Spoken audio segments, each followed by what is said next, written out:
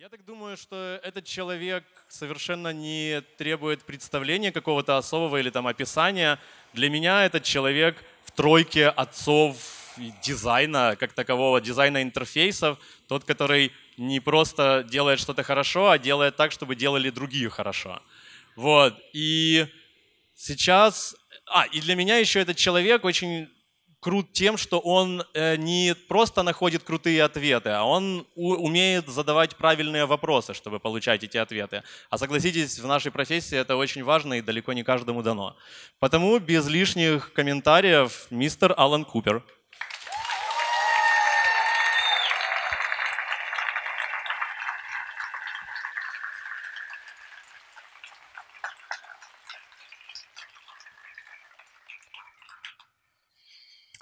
Wow.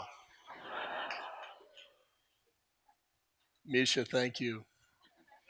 This is a wonderful conference you've put together. And it's a very great pleasure for me to be here and to see so much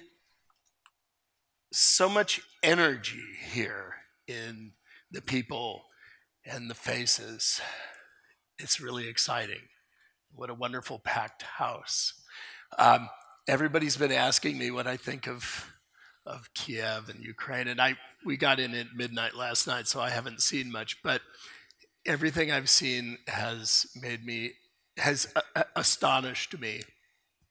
This is my ancestral home. My grandparents are from Odessa, and so it's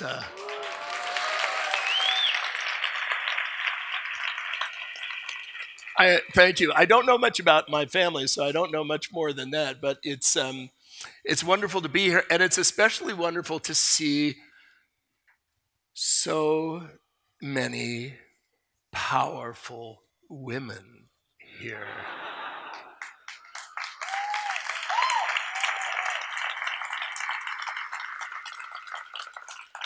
As we have demonstrated, men aren't too good at doing things, except maybe making fire. And so I welcome the women's turn at running the show. And so many people have come up to me and have asked me for autographs and to sign their book and for selfies. Selfies. Let's take a selfie.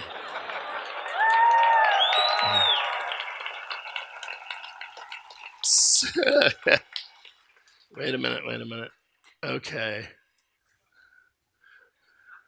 All right, wait a minute. I got the wrong camera going here. I don't know. I never take selfies, so I don't know how to do this. Okay, there we go. Okay. Smile, everybody. You'd look better standing up. Come on, stand up, especially you guys way in the back. Come on. And I know you're all settled down there. That's very good. See, now I can tell my friends I made you do this. Wait, while you're up here, let's, the power pose? You go like this. You know what you do? You go, ha! Ha! Ha! Ha! Oh, that feels so good. Okay, thank you. You may be seated. So,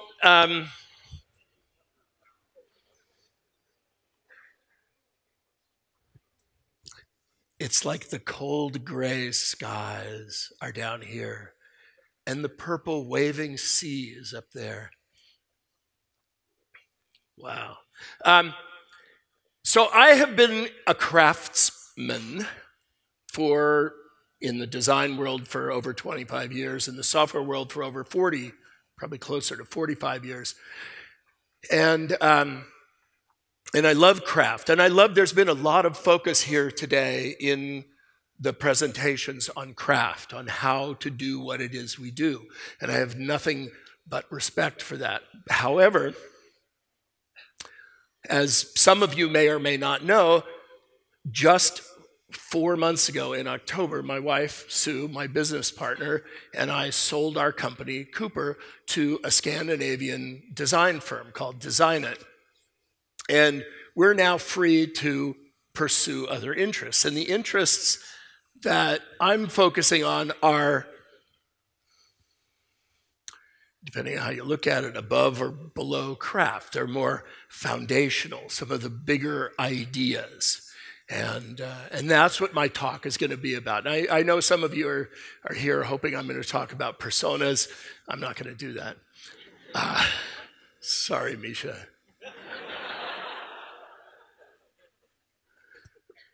But we'll talk about more important things.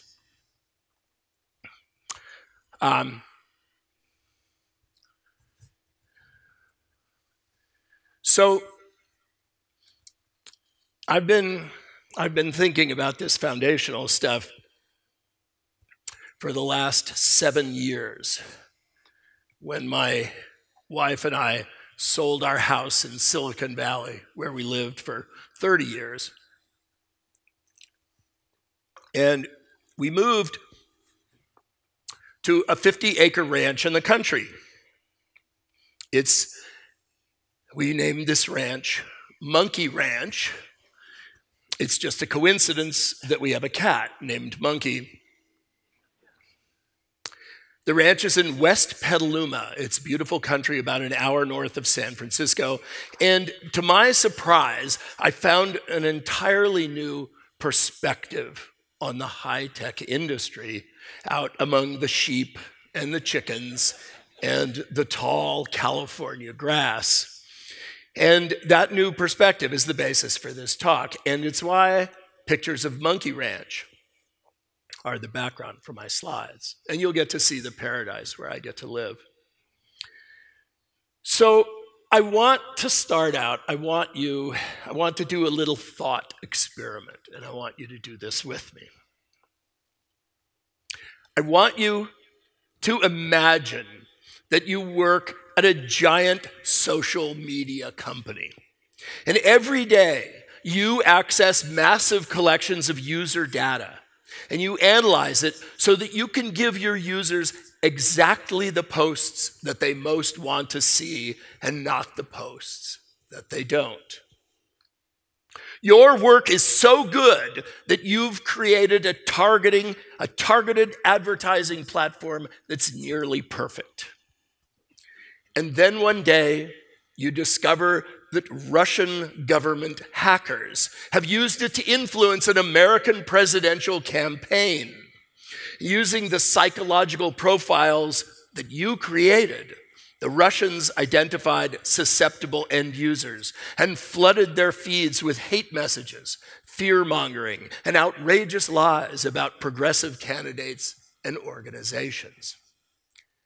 It's at that moment that you realize that your work directly contributed to the destruction of the American representative democracy. Or I'd like you to imagine that you're a staff researcher at a major computer software company, and you've been working on really cool learning algorithms for conversational user interfaces. And you've created a chatbot to show off what your AI is capable of. And your boss is so impressed with your work that he lets you put the chatbot on the web.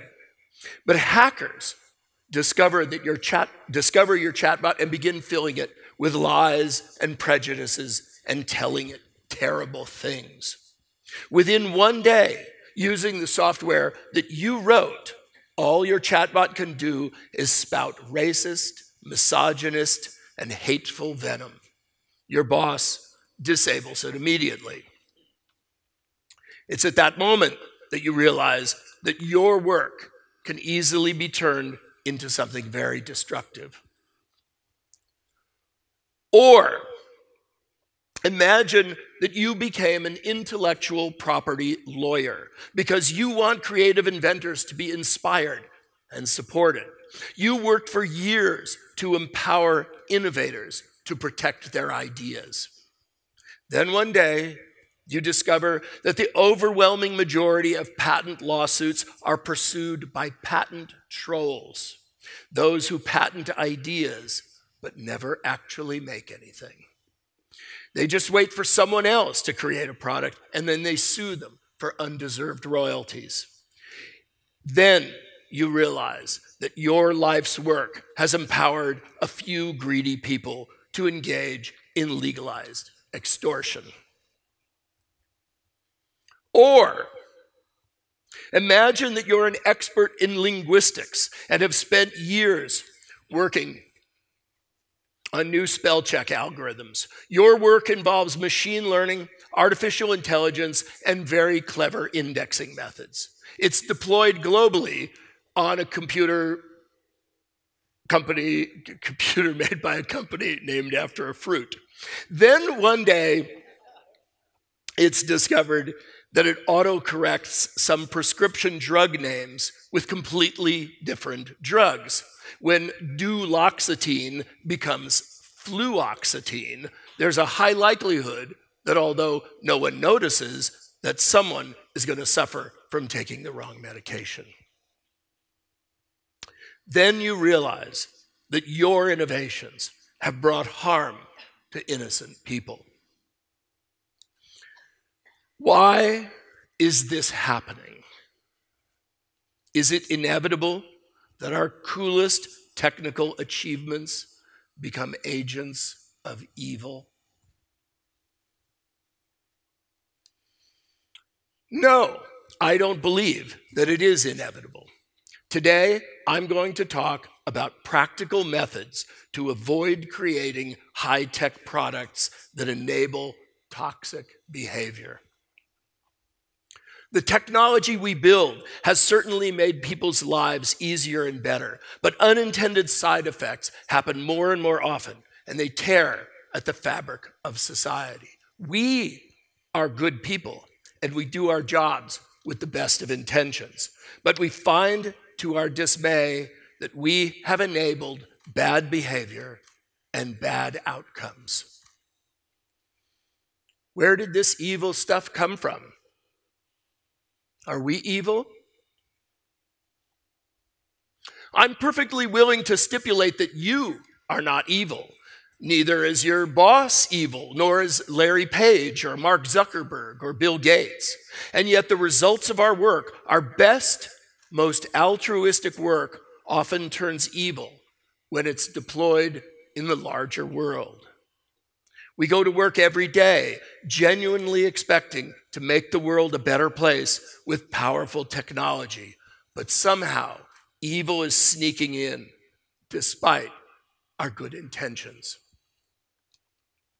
Like the way Dr. Frankenstein didn't understand the monster that he created. There's a mechanism at work here that we don't fully understand. We need to deconstruct this phenomenon so that we can recognize it and prevent it from happening again. In the 1940s, Robert J. Oppenheimer headed up the Manhattan Project. It was the largest scientific effort the world had ever seen. His job was to invent the atomic bomb so that the United States could use it to end World War II. But when Oppenheimer saw the first atomic explosion, he realized that he had created something terrible. This was Oppenheimer's moment.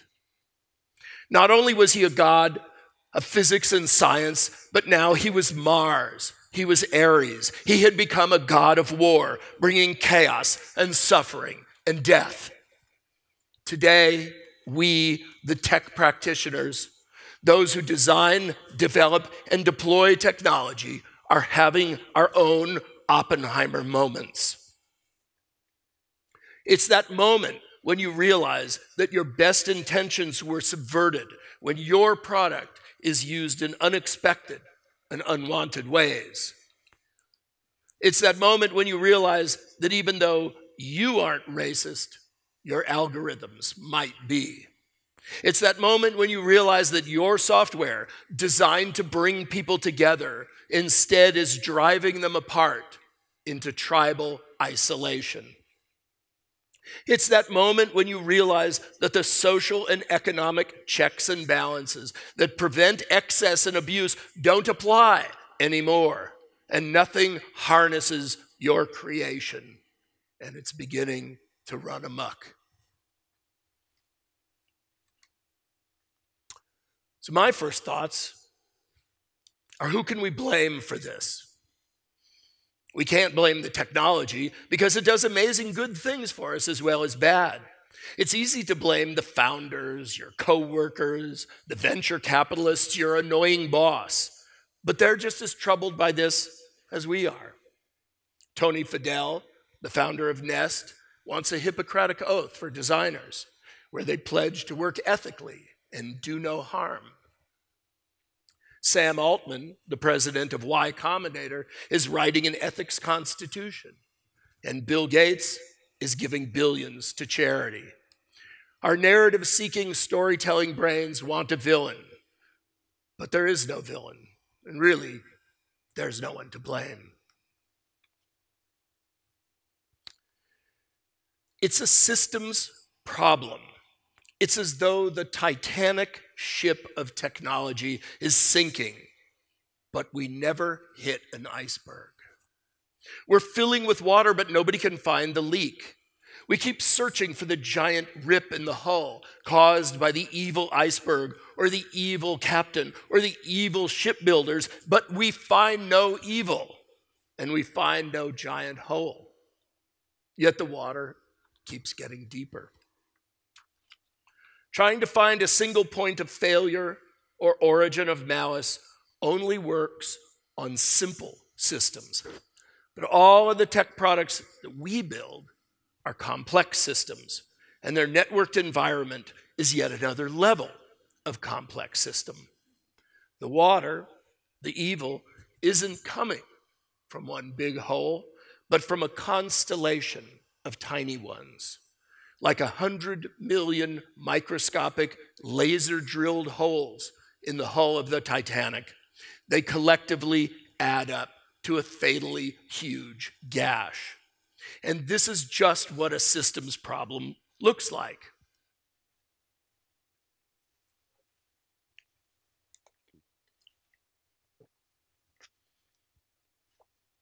Systems problems are by nature distributed ones, and their solutions are distributed too. We put those millions of tiny leaks into the system. There was no malice, no evil.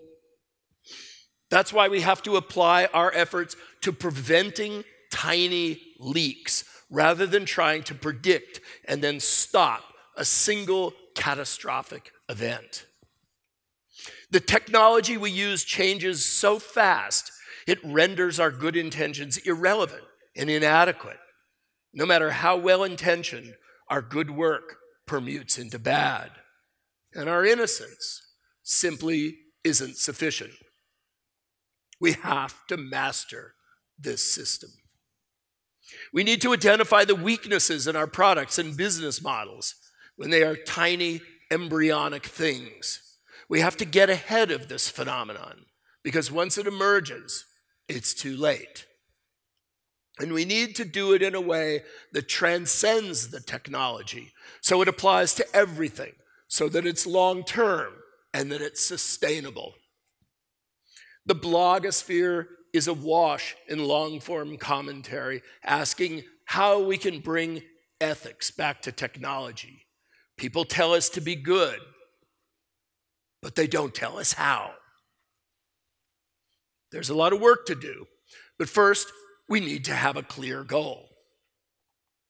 The founders of Facebook, Google, and 1,000 other companies, large and small, have as their primary goal to make money. Their second avowed goal is to not be evil, to do no harm. There is abundant proof that this doesn't work. When your primary goal is to make money, all other goals devolve into just mere words. Don't be evil is too vague, too simplistic, and too hard to relate to the daily work of tech. Besides, it's always in second place, and it always loses to the drive to make more money. We need a new goal, a new rubric for success, one that makes us better citizens first, without stopping us from making money second. Here's my proposal. I want to be a good ancestor. My goal is to create a better world for our children, both yours and mine. Every day, I ask myself, does what I'm doing make the world a better place than when I found it? When you think like a good ancestor, you're forced to think about the whole system, not just money. You can no longer maximize isolated measurements at the expense of others. You can no longer excuse bad behavior in the interest of profit. Now, conservative political dogma says that you can either make money or you can be a good citizen, but not both. This is a lie. You don't have to behave badly to make money. Companies like Virgin, Costco, and Patagonia are all proof that you can be very profitable and still be a good ancestor. As Steve Jobs said, profit is a byproduct of quality. People are very loyal to good quality, and they're not at all loyal to products that behave badly. So while there is value in making money, I value even more making the world a better place for our children. By making good ancestry our primary goal, we can work to prevent our products from turning to the dark side, and we can still build profitable businesses. Every day, instead of saying, do no evil, ask, how can I be a good ancestor? Being a good ancestor is my goal, and I want you to make it your goal too. Okay, while the first step is having a clear goal, there are many subsequent steps needed to solve this challenge. And it's all giving me a strong sense of déjà vu, that sensation where you feel like you've been there before. 25 years ago, as personal computing was exploding on the world, it had become clear that technology was hard to use. Everyone knew that we needed to make software user-friendly, but no one knew exactly how to do that. Back then, plenty of smart people thought it couldn't even be done. Someone had to define user-friendly in measurable ways, then develop a taxonomy for the field. Then they had to invent a set of tools. Then they had to create a process. Then they had to establish clear examples that demonstrate the benefits. They had to train a cadre of skilled practitioners, and then they had to take that show on the road and sell it. That's what I did. That's what I did for interaction design during the 90s and the aughts. And our presence here today, your presence here, proves how design has become an important role. It's well known, it's trusted, and it's everywhere. Now it's time to do the same thing for being a good ancestor.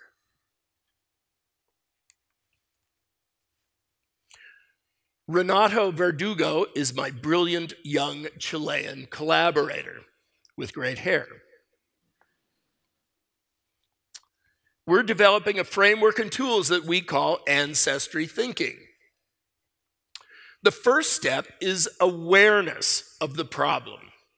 And it's vital that practitioners pay attention to how their products are applied in the real world by actual users. The second step is creating a taxonomy, a language that lets us see where and how those millions of tiny holes get drilled into the hull of technology.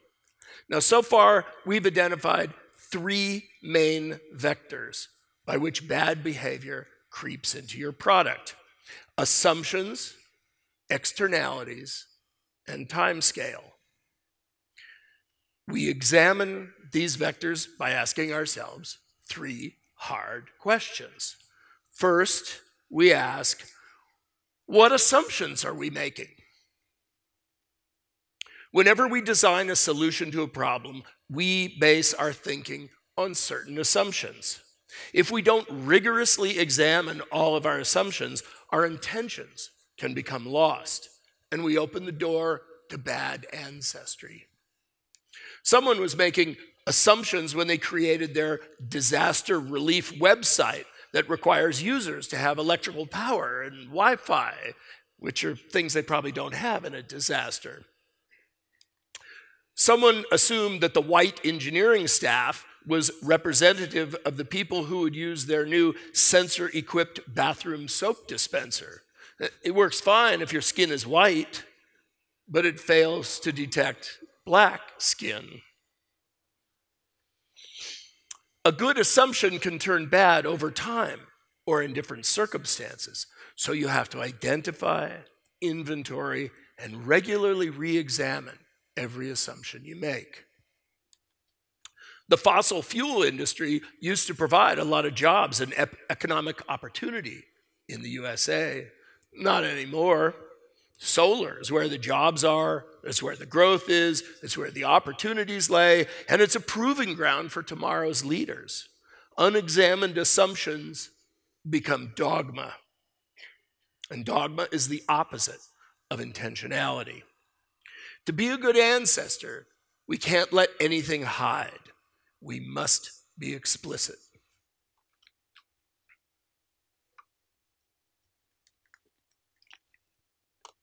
Secondly, we must ask, what externalities are we creating? Externalities are those things that affect us or that we affect, that are pushed out of our attention, whether by choice, neglect, or ignorance. Everything that we do is part of a complex web, and nothing is completely external. Every Monday, a big green truck comes to take my trash away, but there really is no away. It takes my trash down to the landfill by the river. My children are going to have to deal with that landfill. Whenever you say, that's not my problem, you create an externality. And every externality is a hole in your boat. It's another way that bad ancestry creeps into your world. For example, there's a rideshare company that provides a great car hire experience for riders, but it regards the driver's welfare as someone else's problem. Drivers are forced into a precarious, hand-to-mouth existence, degrading our civilization for everyone.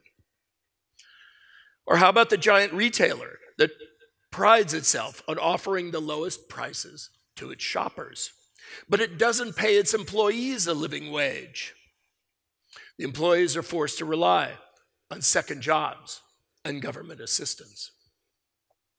Machine learning algorithms, sometimes called AI, create significant externalities.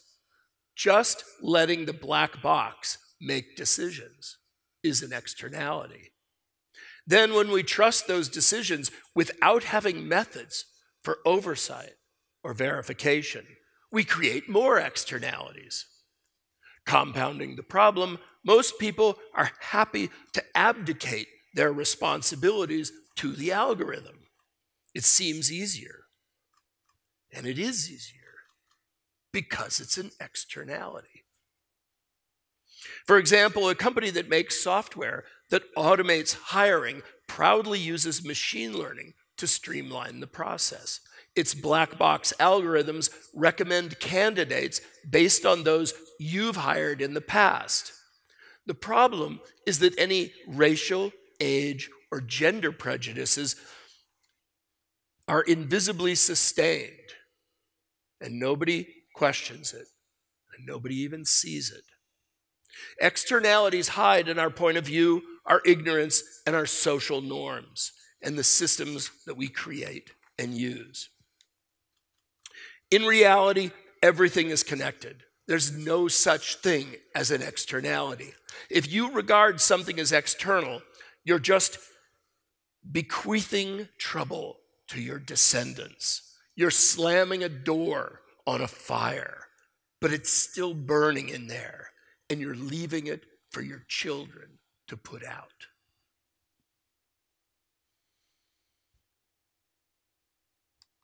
Thirdly, we must ask, what time scale are we using? What's the lifespan of our actions, our products, and their effects? Our tools for looking ahead are weak, so we design based on the way things are right now, even though our products will live on in that uncertain future. I'm a perfect example of this. Software that I wrote in the 1970s conserved precious memory by using only 2 numbers for the year. The turn of the millennium, the year 2000, just seemed really, really far away. So I helped to create the Y2K bug. All of our social systems bias us to a presentist focus. Capitalist markets, rapid technological advance, professional reward systems, and industrial age management. You have to ask yourself, how will this be used in 10 years, in 30 years? When will it die? What will happen to its users?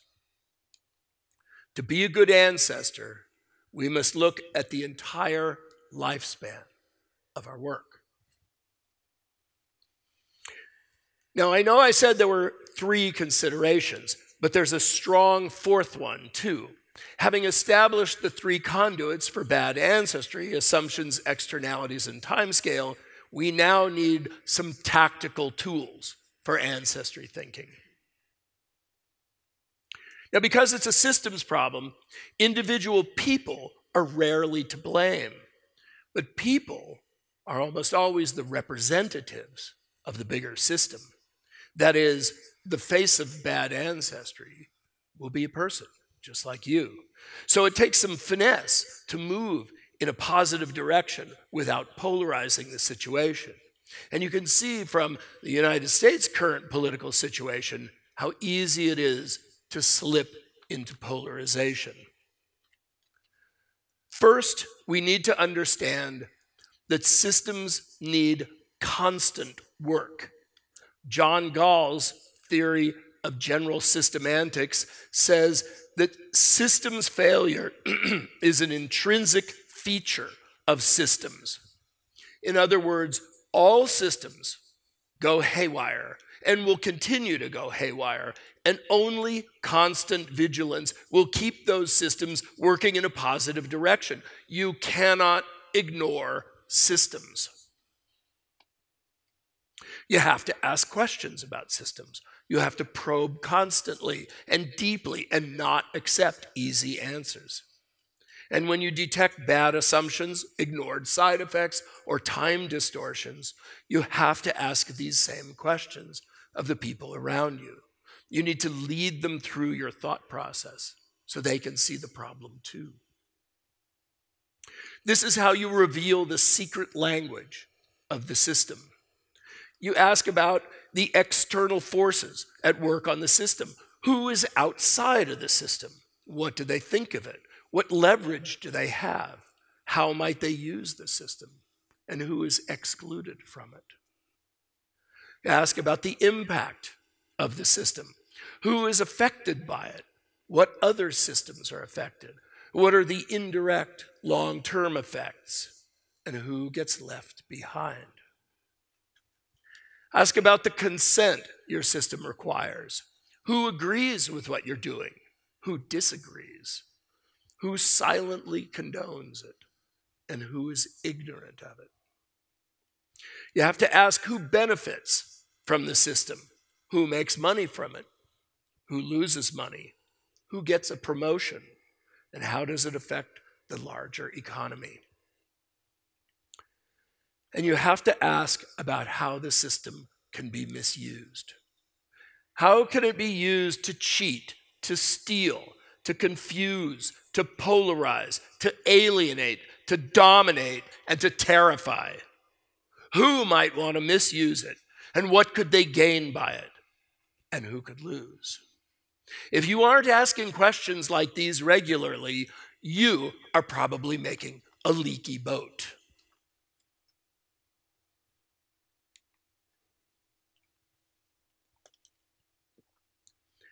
Lately, I've been talking a lot about what I call working backwards. It's my preferred method of problem solving. In the conventional world, difficult challenges are always presented from within a context, a framework of thinking about the problem. The given framework is almost always too small of a window. Sometimes it's the wrong window altogether. Viewed this way, your problems can seem inscrutable and unsolvable, a Gordian knot. Working backwards can be very effective in this situation. It's similar to Edward de Bono's notion of lateral thinking and Taiichi Ohno's idea of the 5 whys. Instead of addressing the problem in its familiar surroundings, you step backwards and you examine the surroundings instead. Deconstructing and understanding the problem definition first is more productive than directly addressing the solution. Typically, you discover that the range of possible solutions first presented are too limiting, too conventional, and suppress innovation. When the situation forces you to choose between option A or option B, the choice is almost always option C. If we don't work backwards, we tend to treat symptoms rather than causes. For example, we clamor for a cure for cancer, but we ignore the search for what causes cancer. We institute recycling programs, but we don't reduce our consumption of disposable plastic. We eat organic grains and meat, but we still grow them using profoundly unsustainable agricultural practices. The difficulty presented by working backwards is that it typically violates established boundaries. The encompassing framework is often in a different field of thought and authority. Most people, when they detect such a boundary, they refuse to cross it. They say, "That's not my responsibility." But this is exactly what an externality looks like. Boundaries are even more counterproductive in technology. A few years ago, a famous graphic circulated on the web that said, in 2015, Uber, the world's largest taxi company, owns no vehicles. Facebook, the world's most popular media owner, creates no content. Alibaba, the most valuable retailer, has no inventory. And Airbnb, the world's largest accommodation provider, owns no real estate. The problem is that taxi companies are regulated by taxing and controlling vehicles. Media is controlled by regulating content. Retailing is controlled by taxing inventory, and accommodations by taxing rooms. All of the governmental checks and balances are sidestepped by business innovation, business model innovation. These new business models are better than the old ones, but the new ideas short-circuit the controls. We need to keep them from behaving like bad citizens, like bad ancestors. Now, all business models have good sides and bad sides, and we can't protect ourselves against the bad parts by legislating symptoms and artifacts like these. Instead of legislating mechanisms, we have to legislate the desired outcomes. The mechanisms may change frequently, but the outcomes remain very constant. So we need to step backwards to be good ancestors. And when we step backwards, we see the big picture. But seeing it shows us that there's a lot of deplorable stuff going on in the world today. And a lot of it is enabled and exacerbated by the high-tech products that we make. It might not be our fault, but it's our responsibility to fix it. Now, one reaction to looking at this big picture is despair. When you realize the whole machine is going in the wrong direction, it's easy to be overwhelmed with a fatalistic sense of doom. Another reaction to seeing this elephant is denial. It makes you want to just put your head back down and concentrate on the wireframes. But those paths are the option A and the option B of the problem. And I'm committed to option C. I want to fix the problem. Now, if you find yourself at the point in a product's development where clearly unethical requests are made of you, when the boss asks you to lie, cheat, or steal, you're too late for anything other than brinksmanship. And I applaud you for your courage if you're willing to put your job on the line for this, but it's unfair for me to ask you to do it. My goal here is to arm you with practical, useful tools that will effectively turn the tech industry towards becoming a good ancestor. This is not a rebellion. These tools will be more of a dialectic than a street protest. We can only play the long game here. Our very powerlessness as individual practitioners makes us think that we can't change the system. Unless, of course, we're one of the few empowered people. We imagine that powerful people take powerful actions. We picture the lone Tiananmen protester standing resolutely in front of a column of battle tanks and thus making us good ancestors.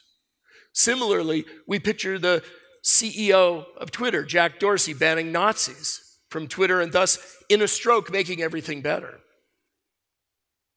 Well, this is a nice fantasy, but it's not actually true. The tanks in China had already been given the order to stop. Otherwise, they would have driven right over the tank man. And Jack Dorsey is stuck in a dilemma he wishes desperately to get out of. If he bans Nazis, he asserts that censoring hate speech is Twitter's responsibility. And if he doesn't ban Nazis, then he asserts that everyone will play nicely together. Because as soon as he bans a single Nazi, he opens himself up to a tsunami of criticism and worse. There will be a wave of lawsuits from those who think he's chosen too many Nazis and those who think he's chosen too few. The fact that his refusal to ban a Nazi is in itself a choice, and it opens him up to an equally large wave of criticism. And it's why you don't want to be in his shoes. Dorsey is at the end of a whip, jerking back and forth. There's no good decision for him to make. He's looking down the barrel of option A and option B. So he does what is easiest: nothing. But you and I know that the answer is option C. Make no mistake about it. While Dorsey faces the twin evils of choices A and B, he isn't an evil person, and he is not guilty of any crime other than not thinking things through. And ultimately, that's the solution: taking the time to think things through. The more practitioners who do this, and the earlier in the creation process we do it, the more effective it becomes. Because there is no evil agenda, there's no anti-evil agenda either. This is all about our collective oversight and gentle intervention early in the process. When we stand in the center of North America, watching the mile-wide Mississippi River flow by, our powerlessness to affect the mighty waterway is tangible. But if we ascend to the continental divide at the crest of the Rocky Mountains, where the river rises, it's just a tiny rivulet, and we can divert the course of the Mississippi with a shovel. This is the nature of how we divert the course of the tech industry. Neither Jack nor any one of us is going to fix Twitter's behavior with a single dramatic action. Twitter went off the rails 1 millimeter at a time, and the only way to put it back is with an equal number of tiny corrections. The way to vanquish evil is to find it at the source, in the headwaters, when it is a tiny and vulnerable thing.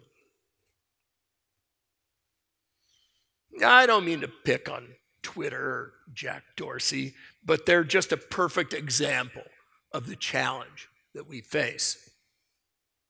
Monitoring and curating an open public forum is hard, expensive work. Dorsey was an idealistic Silicon Valley entrepreneur, believing that he could create a fully automated platform that would police itself. For that to work, he had to ignore the real-world behavior of anonymous strangers.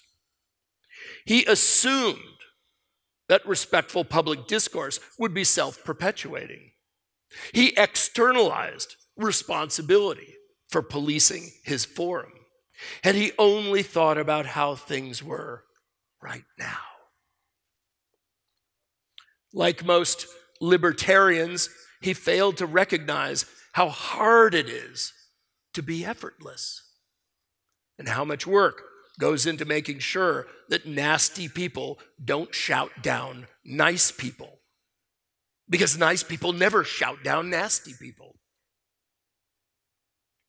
And he's been in denial about that behavior since day one.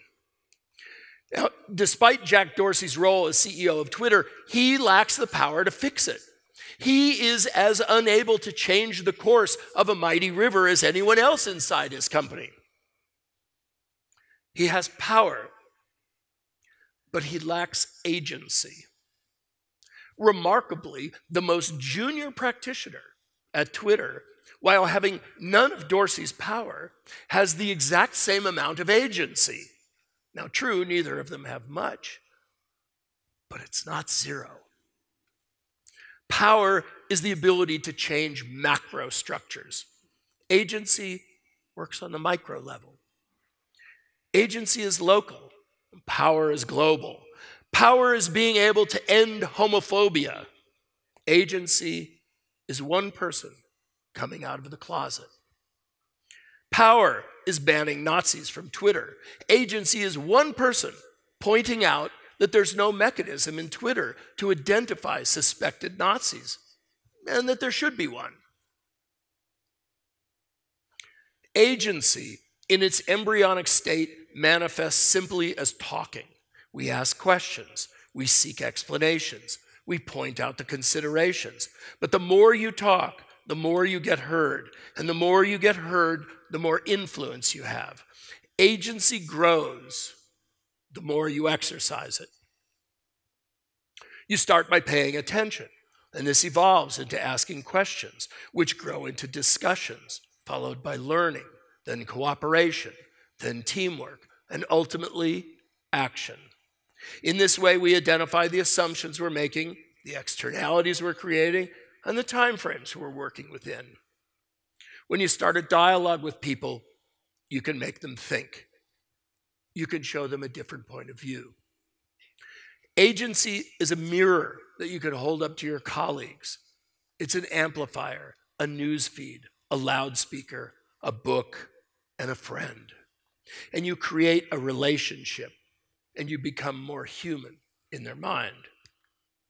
Now, admittedly, this is a gradual process. It's an incremental process, but it's the only viable process.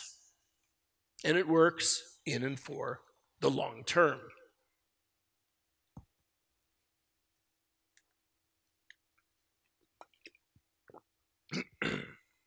In 2016, I spoke with activist blogger Anil Dash about the state of the tech industry. He posed a rhetorical question. Why aren't we teaching ethics in engineering schools? His challenge really got under my skin, and I couldn't stop thinking about it. But ethics, ew. There's nothing more boring and useless and old and boring. It's hard to imagine a subject less interesting than technology and the E word. Now, fortuitously, I had recently been talking with people at the engineering school at the University of California at Berkeley about teaching something there. Renato Verdugo, him of the nice hair, my new friend and collaborator, agreed to help.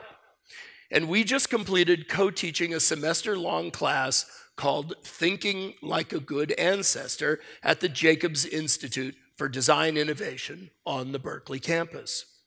Renato works for Google, and they generously supported our work. We are introducing our students to the fundamentals of how technology can lose its way, of awareness and intentionality. We're giving the students our taxonomy of assumptions, externalities, and time. Instead of focusing on how tech behaves badly, we're focusing on how good tech is allowed to become bad. We're not trying to patch the holes in the Titanic, but prevent them from occurring in future tech. So we're encouraging our students to exercise their personal agency. We expect these brilliant young students at Berkeley to take ancestry thinking out into the world. We expect them to make it a better place for all of our children.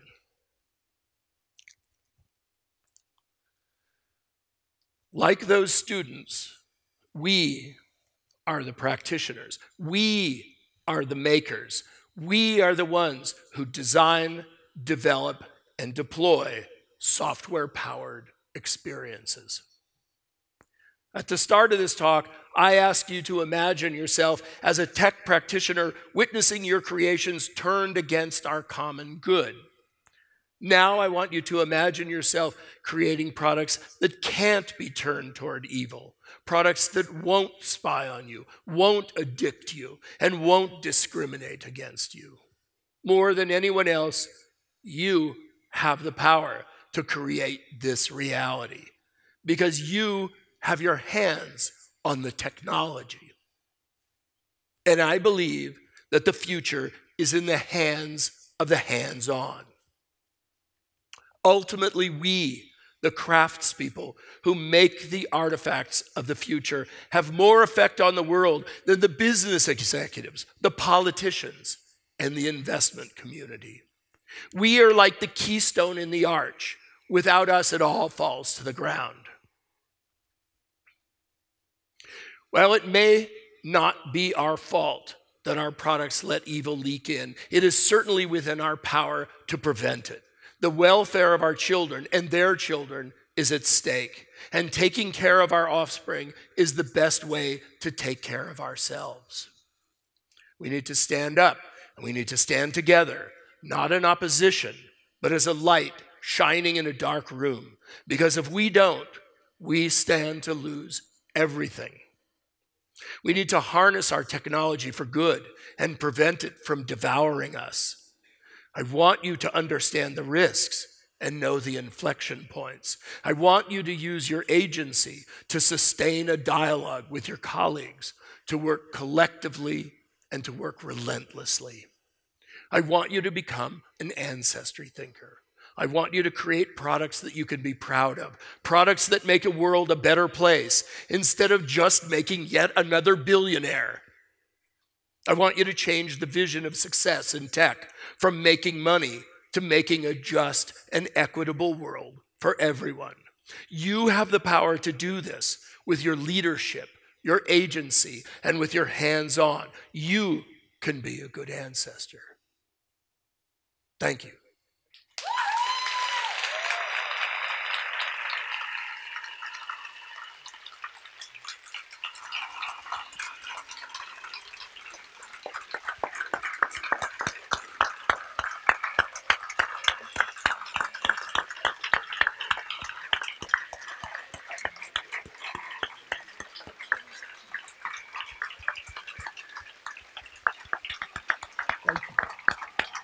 Thank you very much.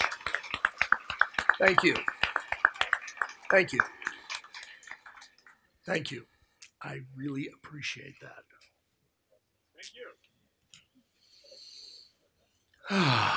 So you really want to know more about personas, for example?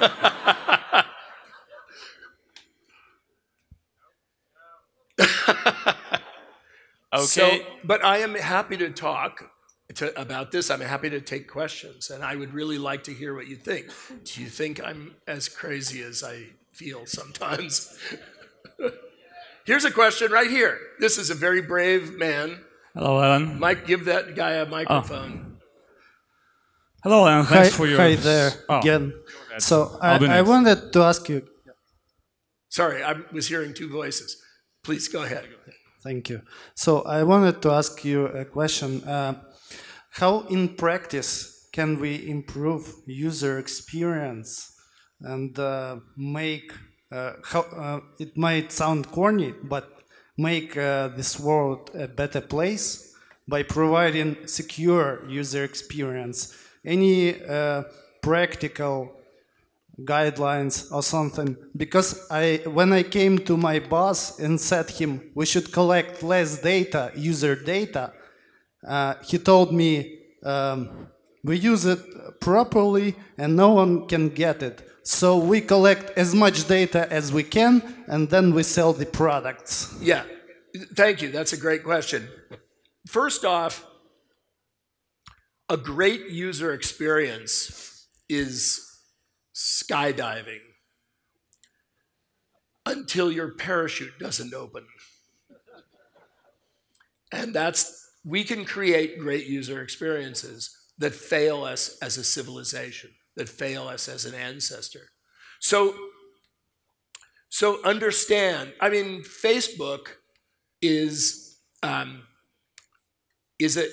tool of social destruction that I love and use because it has a great user experience, as so many millions of other people use. And there are many other programs like that. So the two are disassociated. And a good user experience is a wonderful thing to create, and I know that that's what you do.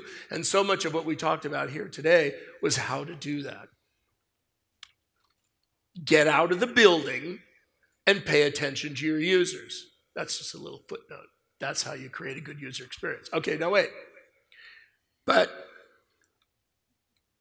you have to ask those questions of your boss. You have to say, well, I know you're not going to use that data in a bad way, but what if somebody else used that data in a bad way? What's it going to be used like? What happens if 5 years from now, when the business isn't making as much money as it used to, somebody comes along and offers you a suitcase full of cash to use that data? Okay, you have to ask those questions, and you have to ask them now. That's hard to do. So look, business people, their job is to make money. So they don't ask these questions because they don't care. We are designers. What's our job? We're the conscience of the industry. It's our job to ask these questions and to ask the boss who says, don't worry about it. That's an externality. That's ignoring the time scale, okay? And it's making assumptions. And what you need to do is you need to, look, I don't want any of you guys to go storming into the boss's office and say, you're being evil, I quit. I'm not asking you to do that. I'm asking you to say to your boss, look, it's my job to look at the bad things that might happen. Okay, and you show your boss some of the bad things that might happen. How your boss reacts gives you a decision to make. Okay, and that's your decision. Thank you. Thank you for the question. Thank you. Please give the microphone. А можно? Ребята, я хотел сказать, что как бы вы можете задавать и по-русски, мы переведем. All right, Alan, my name is Peter. Where are you? Right here. Right here doesn't work. Ah, there you go. Okay. Okay. And the next question comes from a woman. Yes, All right. sir. So thank you for unexpected and moving speech, I would say. I had to make me think really hard and had my heart pounding sometimes. So anyway, you were talking about all the positive stuff the technology brings, and at the same time, the more evil and misuse of the technology that happens in our world right now. So, and you kind of promoted focusing more on us creating better technology or safeguards to prevent misuse.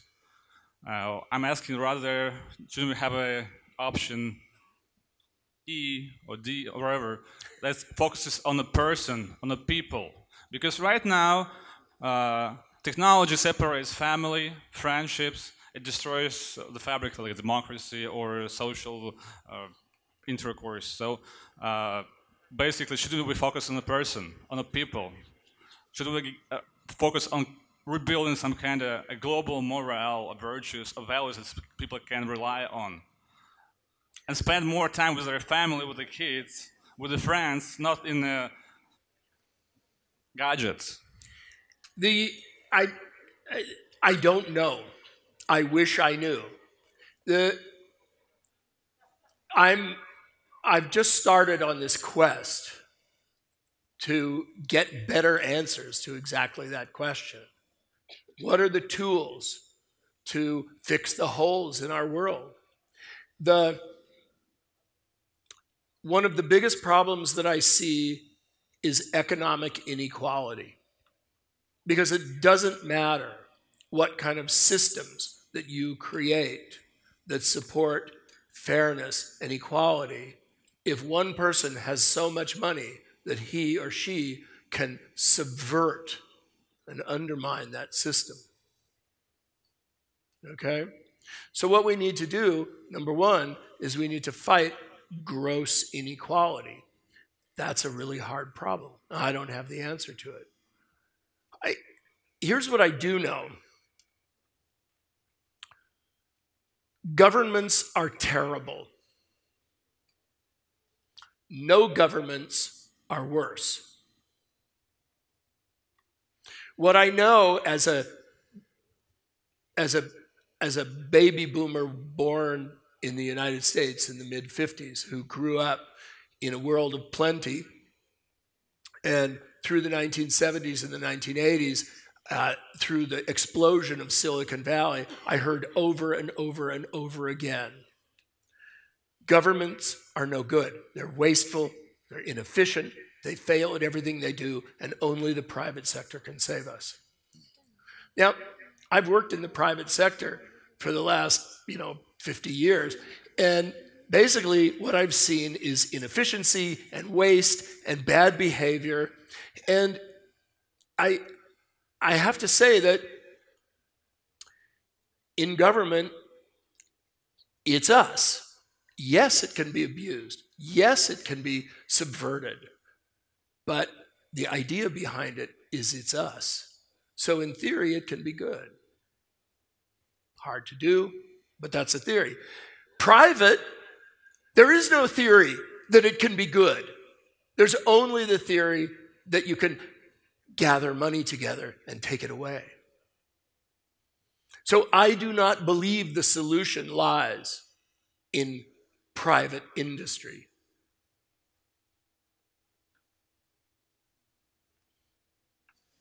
All right. You understand the magnitude of the problem and you understand the magnitude of the solution. Yes, I'm asking for a complete overhaul of our entire society. That's not too much, is it? Do you understand what will happen if we don't?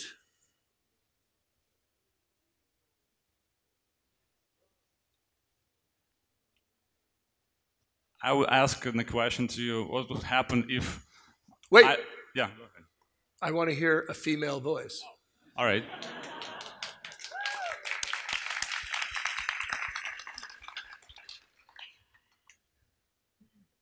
Who's got the microphone?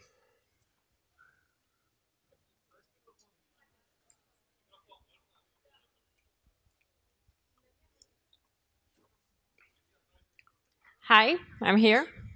Yes. Yeah. So your first female voice for today. Take it easy on me, please. Oh, I will definitely. First of all, thank you for your lecture. I'm totally with you on everything you said, but here's a short story. There is a company, I won't tell the name because people will hate me here, so it's like one of the top best companies in the world, and they're kind of working with green energy, and they're like saving the world, blah, blah, blah. But here's the thing, that there are more guys called Mike working in this company than women overall. So you were talking about creating products which won't harm our environment and people and society. But there is always a team developing this product, you know? So the product could be good, but there is a team and maybe the top managers who are not so good.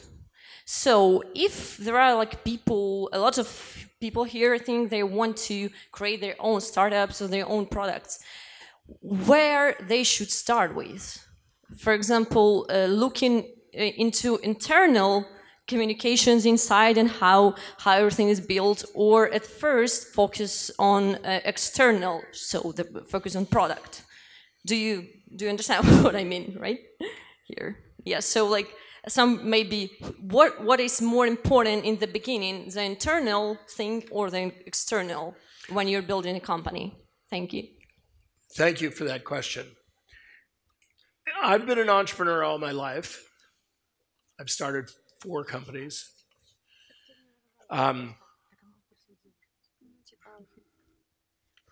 When you create a company, you know that you're building a team, and you know that you're building a product, and you may be defining a marketplace. But what you are also doing is you are creating a culture. And cultures don't change. It's like baking a cake. Okay, and you don't put that pinch of salt in when you bake the cake, and the cake just doesn't taste very good. If you sprinkle salt on a cake, that's awful. You can't fix it. Once you bake the cake without salt, throw it away. That's the thing about building a company. And I've heard this many, many times, we're going to fix that later. We're going to rush to market now, but we're going to be good later. But what they don't realize is that what they're rushing to market is a culture of rushing to market, which never changes to do the right thing. So look, I've done a lot of compromising things in my career, and I do not stand here as an angel telling you to be good. I'm standing here as an experienced person telling you to talk about these issues, because it's the only thing we can do. It's the only thing we can do is talk about them. Here's the thing. When you talk about these issues, some people don't listen, and they don't want to hear, and they don't like you, and they don't promote you. Yeah, there's a lot of those guys. But if you don't talk about it, you'll never meet the people who agree with you. So here's my belief.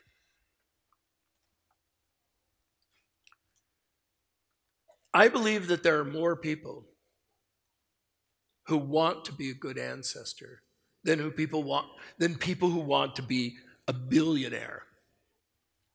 I know billionaires, and they're unhappy people. Maybe there are some real happy ones, I don't know. But I think people want to make a lot of money because they're worried that they're going to not make enough money to live. So if you create a society where you can have a nice life, work hard but not too hard, take care of your children, be a good citizen, and live well, then why would you want to be a billionaire? Why would you want to complicate your life with ridiculousness? The behavior of billionaires is pretty ridiculous. And I don't think they help our society. I think what helps our society is to have lots of normal people. But people who are worried about how they can take care of themselves when they're sick, or when they're old, or when their children are in trouble, I think that motivates them to say, well, I want to try to be a billionaire. So if you can start this dialogue with people, saying, what if instead of getting together and trying to get our Series A so we can IPO and make a lot of money, why not create a place where you can have a nice job, make products that you can be proud of, and live a good life? I think that's a better thing. I think that's a better goal than everybody scrambling to make money. Because I'm telling you, that pyramid of wealth is very tall and very skinny. And very, very few people make it to the top. And like I say, I've been an entrepreneur all my life.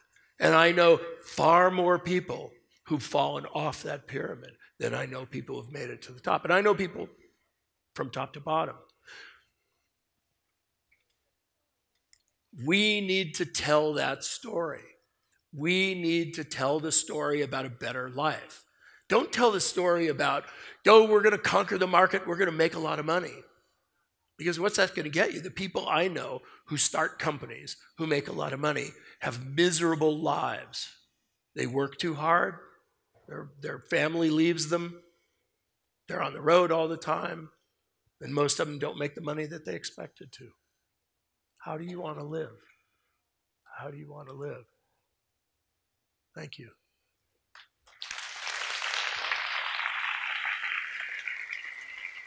You know, I say this as a guy who wanted to make a lot of money for a long time. So I'm not saying I'm a really good person. I'm saying that when I started my first company, it was the same size as Microsoft. And I looked at Bill Gates and I said, yeah, he's like me. You know, he moved a little faster than I did. Hello, Mr. But Cooper. who's happier? You know, he has to have his charity to feel like he's doing something in this world. First, he had to take all those billions away from us, and now he has to give them all back. I don't have that problem. Sorry, was there another woman's voice here? Where's that woman's voice? Here. Let's get that microphone. Is that a woman there? I can't see you. You're right in the light. Hello, Yes. Mr. Cooper. Thank you for so inspirational speech. And as every inspirational speech and good speech, it gets us more questions than answers. Yes. And one of the most valuable questions is, who are we to decide what is good for our ancestors? And staying here on in white, we are no difference from those who appeal to our reptile mind, who promoting all these over consuming values and promoting over maybe money culture. And I'm thinking that the key of solving that is promoting the critical thinking culture. And it will be the very painful process, because the first who will be questioned by the children's mind will be us. They question us, question our sanity. And yeah, it will be painful. They need to find the way out, because the time where those who owned much as possible information, most exclusive information, is past. Now is the time to learn how evaluate information, because we are so overwhelmed with it. And the question is how we can promote critical thinking culture. Well, thank you. I heard two questions there. Who are we to judge? And how can we promote critical thinking? We are promoting critical thinking. That's what we're doing right here. And we're going to do it by getting smart people together and sharing our ideas. That's how we're going to do it. This is a really interesting problem, this other question about what right do we have to make this decision. And we don't have the right to make that decision for our companies or for others. And yet, we do. That's how human society works. We gather together and we establish norms of behavior.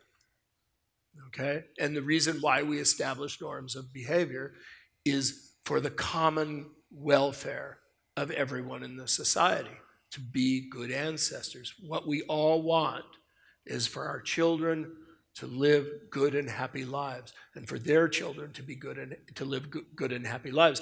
And the way my children are going to live good and happy lives is if I can promote a way for your children to have good and happy lives. Now, it's not your job to judge, okay? And you don't have to go to your organizations and look at what they do and say, that's bad, I'm going to tell my boss we're behaving badly. Because that's not appropriate. And I don't think you should own that responsibility. I mean, if you want that responsibility, take it, go ahead. But I don't want to burden you with that. What I want to burden you with is if you see something at your organization that you think is not right, I want you to shine a light on it. I want you to highlight it and talk about it and bring it to other people's attention. Now, if you see something that you think is bad going on in your organization and you shine a light on it, you bring it to other people's attention and they say, we don't think that's a problem.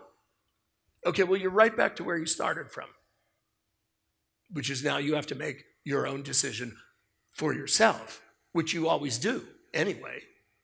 You have to say, do I want to work here? If there's bad behavior going on, you have to say, I want to leave or I'm going to stay here and live with it. But you're not going to live with it silently. And that's all you can do. That's all you can really do. Because what the human race does is we are a social animal. We build civilizations. We build larger relationships. We build tribes, and we build towns, and we build cities, and we build nations, and we build cultures. And that's what differentiates us from all the other primates and from all the other animals. Okay? And so the answer to the question of how to be a good ancestor doesn't come from you or me. It comes from the collective. Okay, now I think that there's a way for the collective group to say, we will let you do what you want to do as long as it doesn't harm other people. But when people begin to amass huge fortunes, it harms other people. That's the place to start. Okay, I'm willing to listen to a question from a male. Okay, great. Thank you, Alan, for a great speech. I think it's an important issue, but can I ask you a craft question? Yes. It's not about Petronas, I promise. So, as designers, we use lots of tools and we create different types of deliverables. But over time, in my personal workflow, I came up with a solution where one particular type of deliverable is like a backbone of the process, and it's a simple list of user tasks divided by roles. What's your opinion about the matter? Do you consider that like all the tools are like equal, or you have some main element of the process? Okay, thank you. Thank you. So I spent many, many years as a software developer writing code. And there were endless arguments about which was the best programming language. These arguments consumed so much time and energy and thought that academics began to study this question, and they did research on it. And there's a definitive answer. We know the answer to the question, what is the best programming language? And the answer to that question is the one that you like. Okay? So, in terms of practice, in terms of craft for interaction design, the answer is the one you like best, the one that works best for you.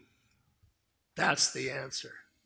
There is no best method. I will tell you all about my method, goal-directed design. It's the best. Okay, but you need to be saying to yourself, well, that's what he says. Okay? Because if you find that it's not the best for you, then it's not the best for you. Okay? Now, there are two broad streams of design. There's design as art, and then there's design as service to others. I happen to believe in design as service to others. I love art. My two grown sons are artists. I've given birth to art. Well, my wife did. So I'm not for an instant saying that art is bad or cheap or less valuable. But what I'm saying is that in the world of interaction design, in the world of building products that people can use in their daily lives to get things done, they have a problem, a challenge, a task, something that they have to do. And it's our job to help them do it. And art doesn't get you there. So there was one of the speakers earlier today was talking about his entrepreneurial rush to solutions. Okay, and then they struggled, and then they had to go back and fix the problems. Okay, it was all very familiar because I've done the exact same thing. And he had 3 points. I don't remember the exact 3 points, but I remember thinking every single one of them sounded exactly the same. Pay attention to the users, pay attention to the users, and pay attention to the users. Because you can't do design in service of users unless you pay a lot of attention to users. Okay, now there's lots of different ways to pay attention to users. Which way do you like? That's the best way. Okay? Now, I'll tell you something. My wife used to thump me all the time because I used to say, visual design isn't important. So I used to say that. And then I learned at my company, at our company, we hired a young man who came in who was a visual designer, and he said, I will show you how important it is. And what he did was he did visual design in service of users. He did goal-directed visual design. Mind blown. And I changed my opinion. I saw that the visual design of screens can very much be in service of the user. Okay? Is it art? No. Because art is how I express my feelings and my vision. Visual design in the service of the users is how things look to help users achieve their goals. So, Mike, where'd Mike go? Misha, you told me I had time. I don't want to take too much time. So you grab me off the stage when it's time. I'm happy to talk even about craft. So it's up to you.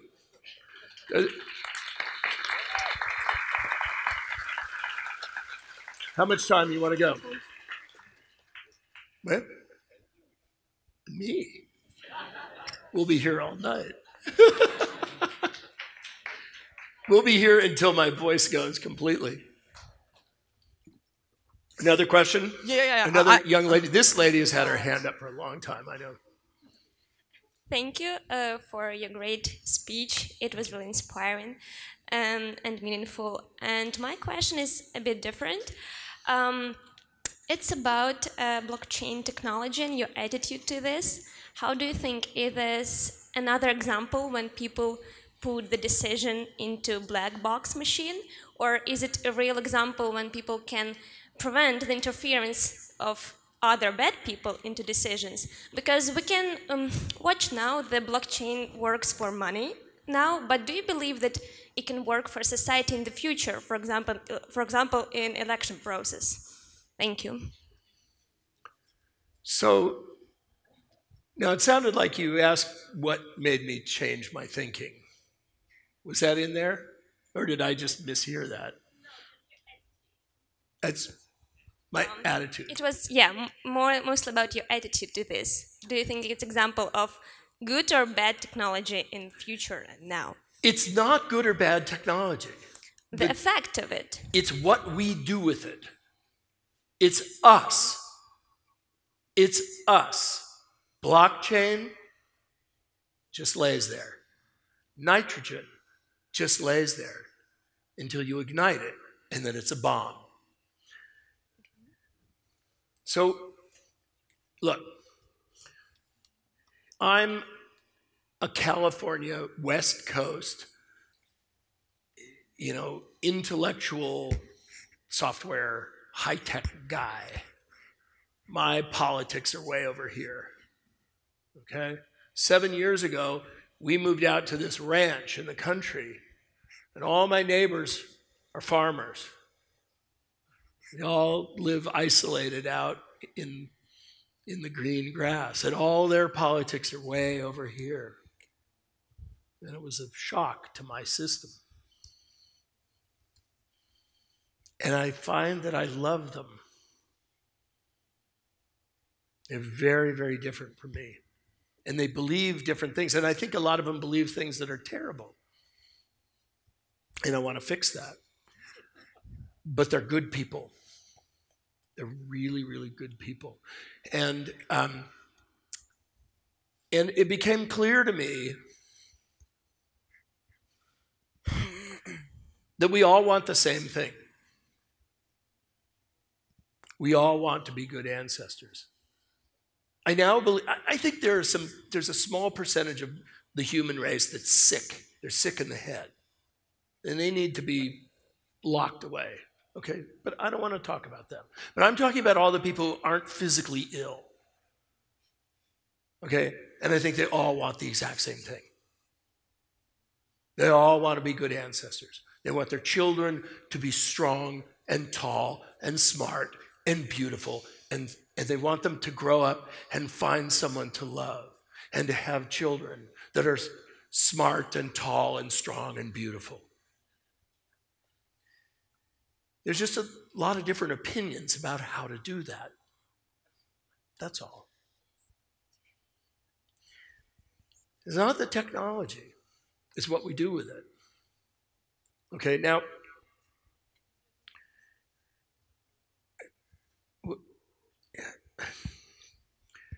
I love the software business because I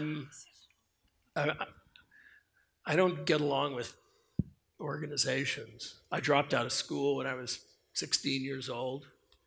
I was a rebel, a long-haired weirdo, and I went my own way. And they said to me, all the figures of authority in my life at that time said, "You are a loser. And I believed them, and so I went out and I lived like a loser for years. Until one day I said, wait a minute. Just because they told me that doesn't mean it's true, you know?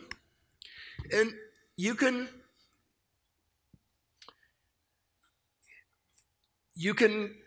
create whatever reality you want, you see, however you want to do it. But we all want the same thing. So it's a matter of what I need to do is not talk to my neighbors about politics. I need to talk to my neighbors about my children and about their children. It's all the same. And all of a sudden we have common ground, you know? And